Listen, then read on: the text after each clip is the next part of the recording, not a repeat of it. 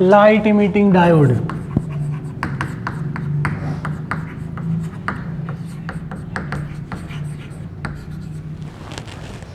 ठीक है, light emitting diode जो है वो क्या होता है, it is a forward bias specially doped forward bias diode. ठीक है, ये स्पेशली डोप्ड होता है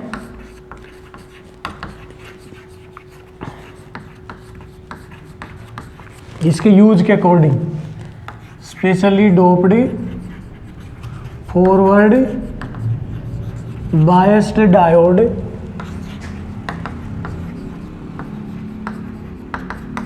which convert electrical energy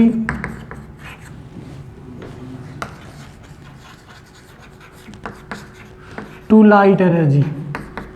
ये लाइट एनर्जी में कन्वर्ट करता है इलेक्ट्रिकल एनर्जी को। और स्पेशली डोप्ड क्यों होता है, क्योंकि ये डिफरेंट रेडिएशन इमिट करता है, जैसे कि रेड लाइट, येलो, ग्रीन। ठीक है, और उसके साथ साथ जो है इंफ्रारेड वगैरह, जैसे रिमोट कंट्रोल होते हैं हमारे, तो इंफ्रारेड रेडिएशन होते हैं, वैसे दिखाई नहीं देते हमें। बाकी जैसे हमारे घर में जो कंसील्ड लाइट होती हैं, आगे लगी रहती हैं घरों के आगे, अलग अलग रंग की। ठीक है, या जो दिवाली के ऊपर भी सजावट की जाती है तो उसमें भी लाइटें अलग अलग होती हैं, तो वो सारा एलईडी होता है। तो ये इसलिए होता है कि स्पेशली डोप्ड ये होता है कि हमने इस टाइप की लाइट चाहिए तो ये यूज़ करना पड़ेगा। लेकिन इसका मेन कंसेप्ट क्या होता है कि हमें इसको जो इलेक्ट्रिकल एनर्जी दी जाती है, स्पेशली डोप्ड करने का मतलब यही है कि जो बैंड गैप एनर्जी हमने पढ़ी हुई है ना, तो बैंड गैप एनर्जी के अकॉर्डिंग जो है ना इसको डोप्ड किया जाता है कि हम अगर बैंड गैप एनर्जी इतनी लें कि वो लाइट रेड लाइट की जो एनर्जी है ना उसके बराबर इमिट हो जाए, तो इतना लेंगे। ग्रीन की एनर्जी अलग होती है, येलो की अलग होती है, इंफ्रारेड की एनर्जी अलग होती है। मतलब रेडिएशन की एनर्जी किससे बनाई जाती है, E = h²। तो जो ये जो एनर्जी होती है h², ये बैंड गैप एनर्जी से मिलती है हमें। और बैंड गैप एनर्जी डोपिंग के अकॉर्डिंग पता चलती है भाई कितनी है, तो इसलिए इसको स्पेशली डोप्ड कहा गया है। बाकी सिंपल है कि जैसे ही PN डायोड जो होता है, हमें ये पता है कि डिप्लीशन रीजन है, इसको हम फॉरवर्ड बायस्ड कर देंगे तो क्या होगा कि इधर से जो है जो पॉजिटिव चार्ज करे, क्योंकि मेजॉरिटी में होल होते हैं, तो ये जो पॉजिटिव पोटेंशियल होता है इधर से होल को रिपेल करता है, और ये नेगेटिव पोटेंशियल इधर से इलेक्ट्रॉन को रिपेल करेगा। इन दोनों का कॉम्बिनेशन इस डिप्लीशन रीजन के अंदर होगा, और due to their fusion energy is generated in the form of a radiation. मतलब रेडिएशन की फॉर्म में एनर्जी जनरेट होगी, और ये एलईडी का काम होता है, लाइट, ये उसकी फंक्शन है। इलेक्ट्रॉनिक सर्किट दिखाना है इसका, तो सिंपल है, ये बना दिया हमने डायोड, और ये इसको कर दिया फॉरवर्ड बायस्ड, और यहाँ से एनर्जी इमिट हो जाएगी। ठीक है, बाकी एनर्जी किस टाइप की इमिट होनी है ये डिपेंड करता है उसकी डोपिंग के ऊपर। अगर हम गैलियम आर्सेनाइड अगर यूज करते हैं तो इंफ्रारेड रेडिएशन निकलते हैं, जो रिमोट वगैरह के अंदर जो डायोड होते हैं वो। ठीक है, वैसे लाइट दिखाई नहीं देगी रिमोट की, और फ़ोन का जो कैमरा होता है ना उससे दिख जाएगी। और गैलियम फॉस्फेट, इससे रेड और ग्रीन, और गैलियम आर्सेनाइड फॉस्फेट है उससे रेड येलो, इस टाइप की लाइट निकलती, तो इसलिए इसको स्पेशली डोप्ड कहा गया है। बाकी सिंपल है कि जो बैंड गैप एनर्जी होती है वही रेडिएशन इमिट करती है। कम्बिनेशन होता है इलेक्ट्रॉन्स होल्स का। अब यहाँ से एक होल कम हो गया तो बैटरी का इधर से होल्स का ट्रांसफ़र होता है, इलेक्ट्रॉन कम हो जाते हैं इधर से बैटरी के इलेक्ट्रॉन्स यानी कि नेगेटिव चार्ज डिक्रीज होता चला जाता है, बैटरी धीरे धीरे डेड होती चली जाएगी, और लाइट फिर डेड हो जाएगी, इमिट होनी बंद हो जाएगी। अब रही बात इनके यूजेस की, तो यूजेस इसके सिंपल हैं। जैसे कि बर्गलर अलार्म्स के अंदर, ठीक है, और लाइट के अंदर यूज होता है। और इसका यूज जो होता है वो रिस्ट वॉचेस, कैलकुलेटर, कंप्यूटर की डिस्प्ले, इनके अंदर भी होता है, ठीक है, इनमें होता है। जैसे एक तो जो कई एक बार जो घड़ी होती है ना, उसमें एक तो होता है 7 क्रिस्टल सिस्टम, ये सिस्टम भी होता है। जो डिजिटल वॉचेस होती हैं उनमें 7 क्रिस्टल सिस्टम होता है, ठीक है। एक एलईडी वाला सिस्टम होता है, तो वो उनके ऊपर डिपेंड करेगा। 7 क्रिस्टल सिस्टम में जैसे 3 बजाने हैं, तो ये मान लिया एलईडी वाली है, तो ये 3 बजाने हैं, तो ये लाइट जो है ना बंद हो जाएगी। अब ये 3 बन जाएगा, ये 2 एलईडी बंद हो जाएंगी, वो एलईडी, ठीक है।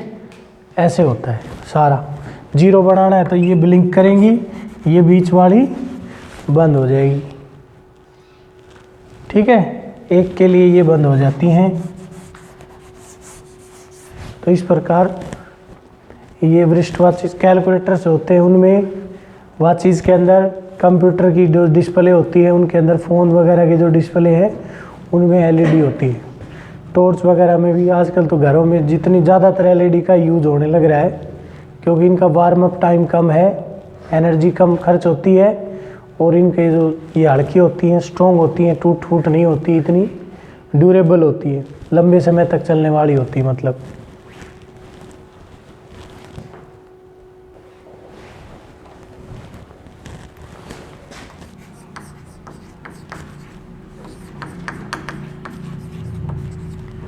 फोटो डायोड, ये है reverse bias diode.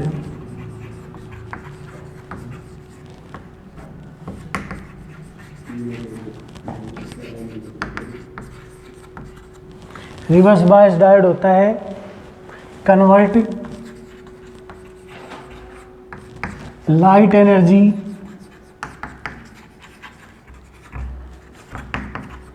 In electrical energy. Light energy को इलेक्ट्रिकल एनर्जी में या इलेक्ट्रिक एनर्जी में कन्वर्ट करता है,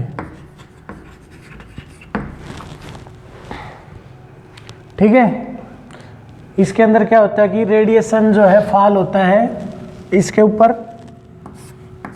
ये पी एन डायोड हो गया, ये इसका पी रीजन हो गया, ये एन रीजन हो गया, नेगेटिव पॉजिटिव पॉजिटिव नेगेटिव। इधर हम जोड़ देते हैं इसको एक्सटर्नल सर्किट से, बैटरी से, उसके अंदर स्टोर होने के लिए या उसका यूज होने के लिए। जैसे हमने यहाँ पे एक्सटर्नल सर्किट कोई भी लोड लगा दिया, ये रिवर्स बायस है तो ये पॉजिटिव है। अब क्या होता है कि यहाँ पे गिरते हैं रेडिएशन, ठीक है। लेकिन जो रेडिएशन की जो एनर्जी है जो वो शुड बी ग्रेटर देन, यानी कि एच न्यू जो है वो ग्रेटर देन इक्वल टू ई जी होनी चाहिए। मतलब जो बैंड गैप एनर्जी है इस पूरे पी एन डायोड की, उस एनर्जी के बराबर या उससे ज़्यादा होनी चाहिए, तभी ये डायोड काम करेगा।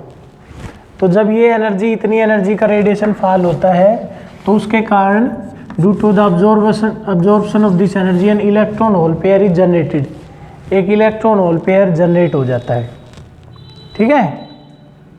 जैसे ही रेडिएशन फॉल होता है, due to the absorption of the energy of the radiation having energy greater than band gap energy, an electron hole pair is generated in the depletion region and the depletion field जो होता है, मतलब barrier field, barrier field जो है इसको क्या करता है, सेपरेट कर देता है दिस चार्ज पेयर जो अराइज हुआ है, क्रिएट हुआ है, उसको। जैसे पॉजिटिव टर्मिनल है, ये इस पॉजिटिव इलेक्ट्रॉन को, पॉजिटिव होल को इधर ट्रांसफ़र कर देगा और ये इलेक्ट्रॉन को इधर ट्रांसफ़र, ठीक है।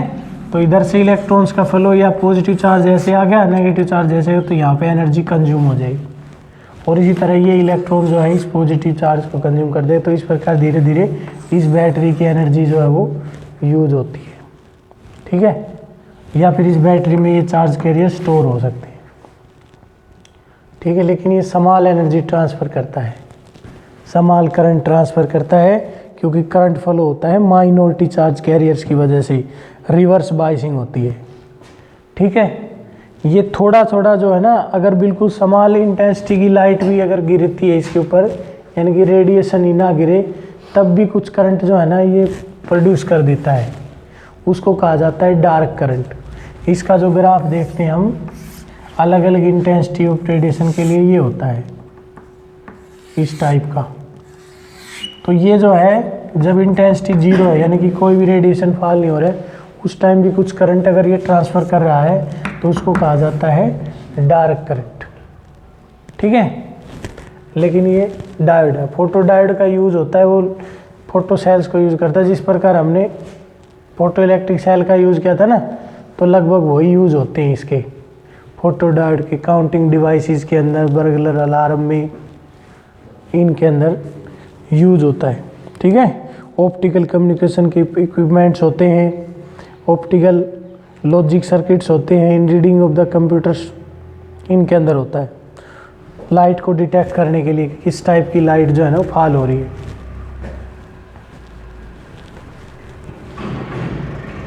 ये है variation of the reverse current with respect to reverse voltage और with respect to intensity of the incident radiation. अगला जो डायोड हमारा वो है zener diode.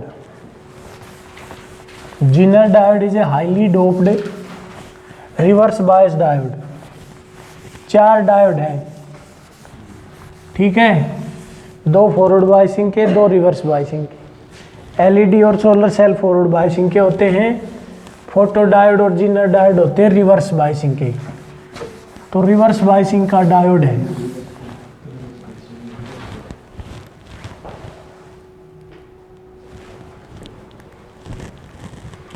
it is a highly doped, it is a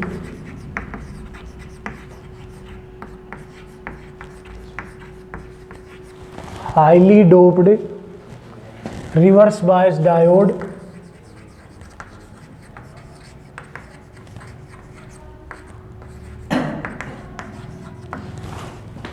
ठीक है। अब रिवर्स बायस डायोड है तो इसका यूज क्या होगा? It is use to regulate the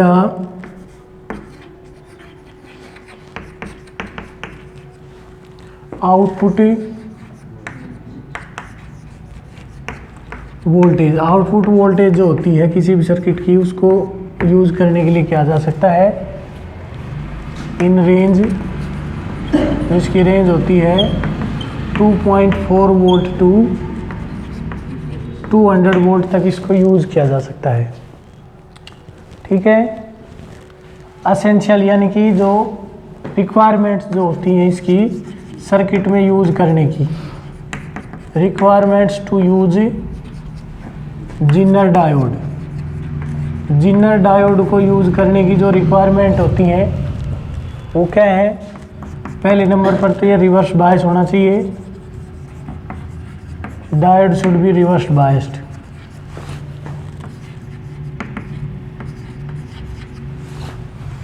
दूसरे नंबर पर the input voltage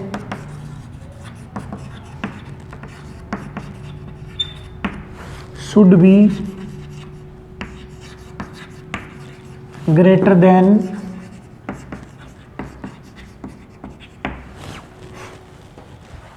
break down voltage, या जीनर ब्रेक डाउन बोल देते हैं उसको। ब्रेक डाउन जो हमें पता है कि रिवर्स बाइसिंग के अंदर ब्रेक डाउन वोल्टेज होती है, तो जीनर डायोड में इस प्रकार होगा ये। ठीक है, ये करंट जल्दी सैचुरेट हो जाता है इसमें और फिर ये इस वोल्टेज के ऊपर ये ब्रेक डाउन हो जाता है वीबी। ये है रिवर्स करंट, रिवर्स वोल्टेज, और ये करंट है रिवर्स करंट। ठीक है, आउटपुट वोल्टेज को रेगुलेट करने की जब बात आती है तो इस प्रकार तीसरी जो एसेंशियल होती है इसकी कि जीनर जो current in the circuit, current in circuit less than the maximum Zener current.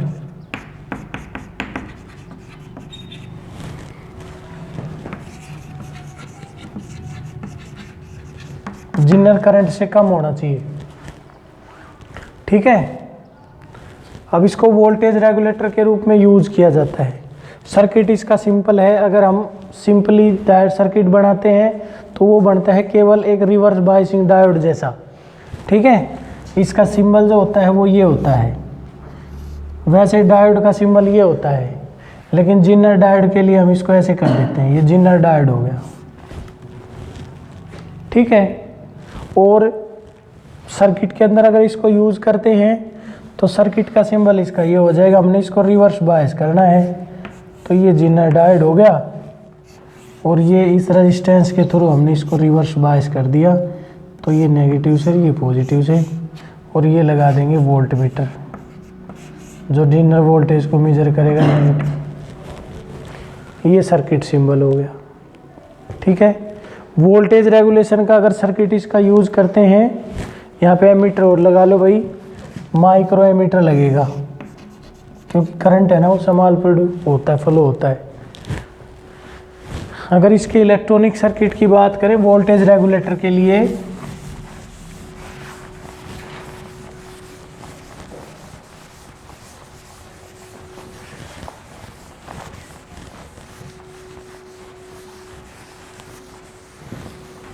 तो वोल्टेज रेगुलेशन के अंदर ये होता है इसका सर्किट ही, कि हम जो है एक डायोड लेते हैं,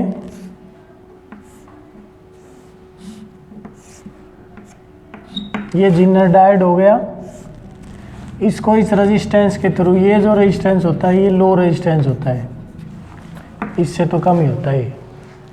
ठीक है, इसके रेजिस्टेंस से कम होगा, और ये इसको हमने कर दिया रिवर्स बायस,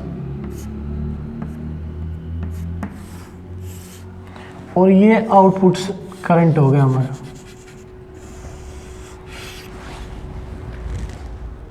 आउटपुट रेजिस्टेंस हो गया जिसके अक्रॉस हमें आउटपुट लेनी होती।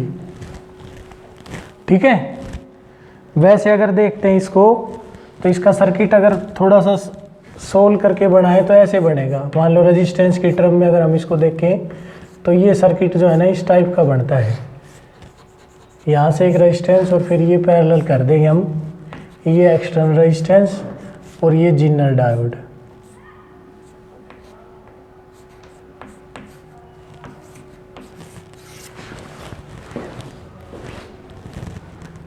ठीक है, तो अब हम क्या करते हैं कि अगर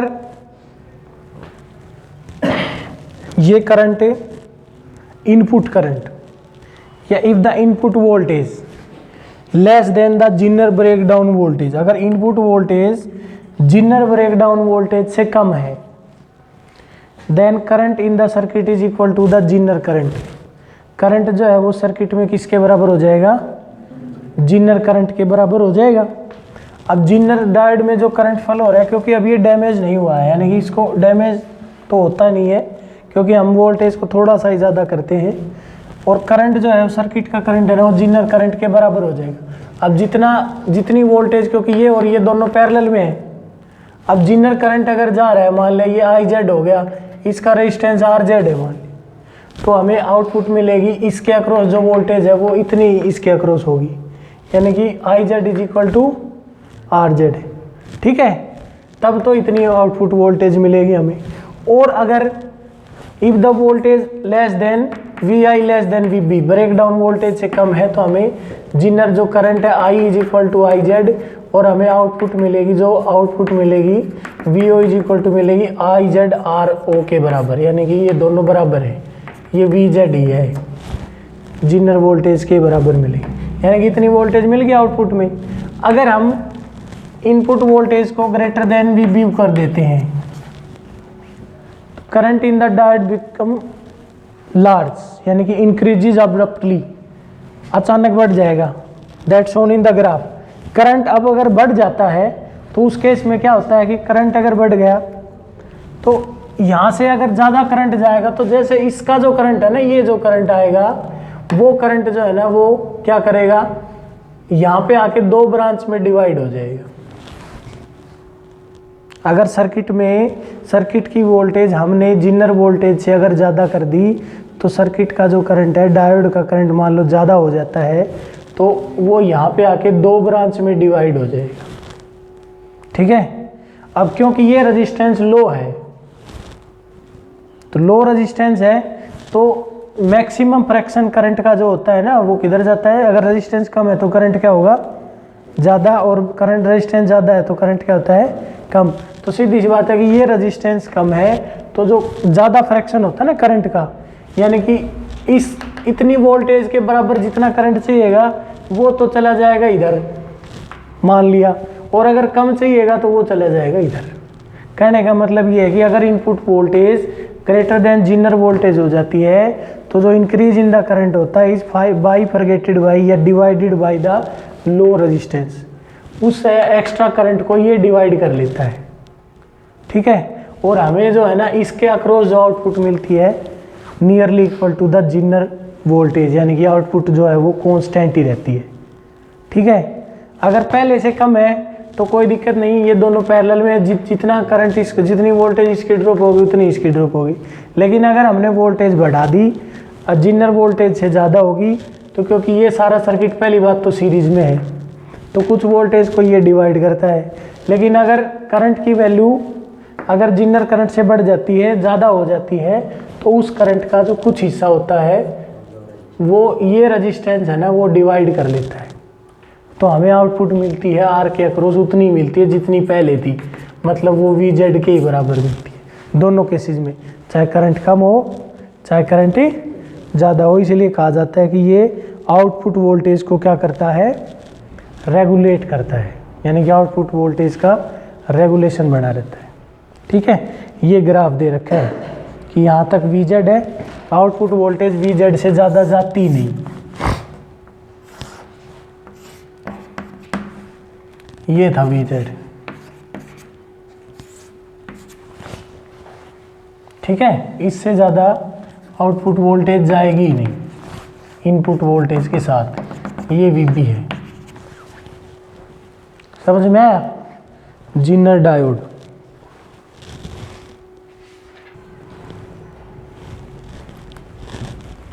solar cell is a forward bias diode. जो सोलर सेल होता है is a forward bias diode होता है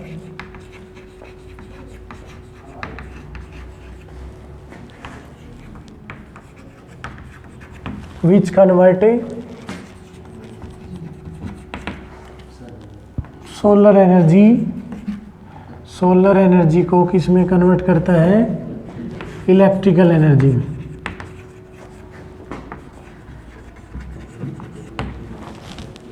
ठीक है। तो इसमें बाइसिंग की भी वैसे कोई ज़रूरत नहीं होती क्योंकि सिंपल है। ये डायोड है, इसमें डिप्लीशन फील्ड काम करता है, पी रीजन इसका छोटा रखा जाता है। ये कंडक्टिंग रीजन होते हैं कनेक्ट करने के लिए। जो सोलर प्लेट्स होती हैं उनके अंदर देखना हमें सिल्वर लाइनिंग मिलेगी, छोटे छोटे खानों के साथ सिल्वर लाइनिंग मिलती है ऐसे। तो ये सिल्वर लाइनिंग कनेक्शन पॉइंट होते हैं। सिल्वर कंडक्टर होता है ताकि ज़्यादा एनर्जी लॉस ना हो, प्योर कंडक्टर होता है ना सिल्वर, तो इसलिए सिल्वर की वायरिंग होती है वो। और ये डिप्लीशन रीजन हो जाएगा, ये पी रीजन है। ये नीचे एन रीजन होता है, एन रीजन थोड़ा सा बड़ा होता है, पी रीजन वैसे डोप्ड होता है इक्वली, लेकिन डिप्लीशन पी रीजन को इसलिए छोटा रखा जाता है कि जो सोलर रेडिएशन इसके ऊपर फॉल हो वो डिप्लीशन रीजन में पहुंच जाए।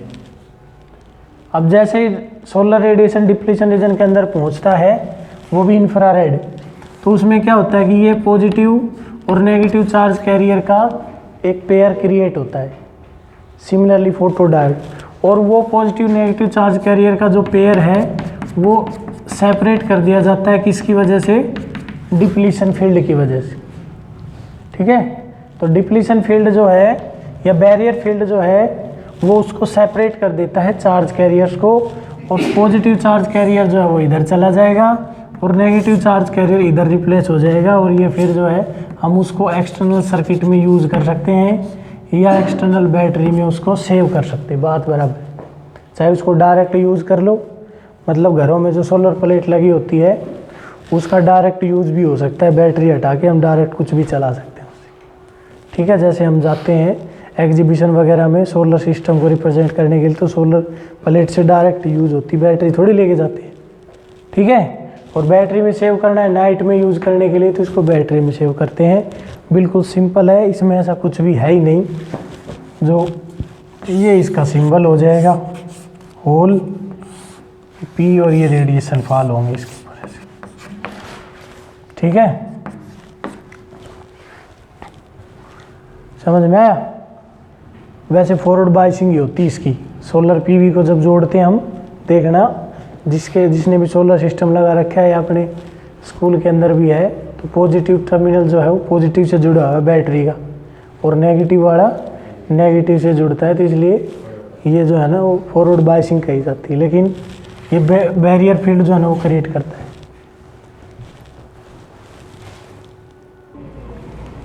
जो सोलर पैनल है उसमें कई सोलर सेल कनेक्ट होते हैं। एक सोलर सेल जो होता है वो लगभग 0.5 वोल्ट के करीब जो है ना एनर्जी प्रोड्यूस करता है। तो ऐसे कर करके जो है ना जो डिफरेंट सोलर सेल होते हैं वो सोलर पैनल बना देते हैं, और उनकी वायरिंग जुड़ जुड़ के देखना, सोलर प्लेट हो जाए ऊपर से एक वायरिंग होगी ऐसे, फिर उसमें हमें ऐसे कनेक्शन मिलेंगे, और फिर ये सोलर कनेक्शन ऐसे मिलेंगे। तो ये पॉजिटिव नेगेटिव का एक जोड़ किया जाता है, और लास्ट में सभी का पॉजिटिव वोल्टेज और नेगेटिव वोल्टेज जोड़ के जो है ना सप्लाई की जाती है। अब सोलर सेल्स का यूज़ होता है वो दिन में होता है। मेन इनकी कमी क्या है कि ये नाइट में, और जो रेनी सीजन होता है उसमें क्लाउडी वेदर के अंदर ये काम नहीं करते हैं। लेकिन इनको अगर नाइट में यूज़ करना है तो इनकी एनर्जी को बैटरी में स्टोर कर लो। इनकी एडवांटेज ये है कि इनकी एक तो जो है ना पोल्यूशन फ्री होते हैं, ठीक है, ड्यूरेबल होते हैं, कई सालों तक काम करते हैं। दूसरी बात, इनको रिमोट एरियाज़ के अंदर यूज़ किया जा सकता है, जैसे पहाड़ी एरिया है, समुंदर का एरिया है, फॉरेस्ट का एरिया है, जहाँ पे इलेक्ट्रिकल लाइनिंग बिछाना भी मुश्किल है, तो मेंटेन करना भी मुश्किल है। वहाँ पर जो हम सोलर सेल, जो सोलर एनर्जी है उसका यूज़ कर सकते हैं। जैसे समुद्रों के अंदर जो शिप्स वगैरह होती हैं उनमें, और सैटेलाइट वगैरह जो होते हैं उनके अंदर भी जो एनर्जी जो है वो कहाँ से मिलती है, वो सोलर रेडिएशन से ही मिलती है। ठीक है, मेनली सोलर सेल जो होते हैं वो सिलिकॉन के होते हैं, सिलिकॉन, जर्मेनियम, ज़्यादातर तो सिलिकॉन ही यूज़ होता है, क्योंकि सिलिकॉन की मात्रा जो है ना बहुत ज़्यादा है, मिट्टी के अंदर मिलता है सिलिका, तो इसलिए सोलर रेडिएशन, सोलर एनर्जी का होता है। डिसएडवांटेज तो बस यही है कि नाइट में और रेनी वेदर के अंदर ये जो काम नहीं करते। ठीक है, तो सारे डायोड के यूजेज हो गए हैं। अब ट्रांसफार्मर का करेंगे हम, ट्रांजिस्टर।